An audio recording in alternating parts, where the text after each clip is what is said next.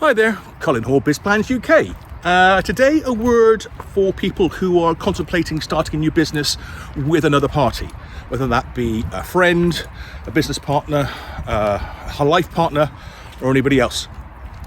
The tendency these days, what I can see, is to incorporate a company, maybe have a share each, and then crack on with building the business. And while that's certainly okay for those who get on well, it does not future-proof you for when things go wrong or when things you hadn't considered come up. And I'll give you a few examples. If there's two of you and you disagree, how do you reach decisions? What happens if you can't agree? If either of you are transferring in assets or intellectual property, who owns it? How is it handled? How do you prove who owns it? Are there licenses involved? Is it transferred for nothing?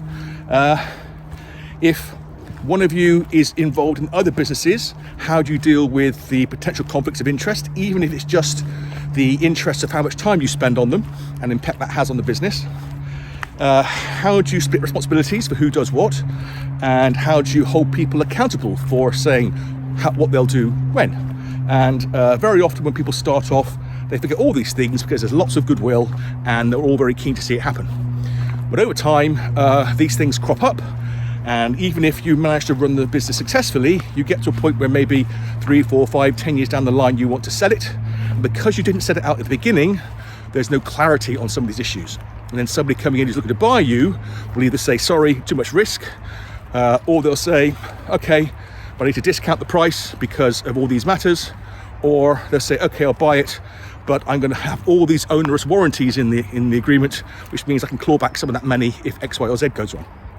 So when you start a business with somebody else, spend some time agreeing how it's going to work, what the outcomes are, who owns what, and who's going to do what. And if you want some help, give me a call.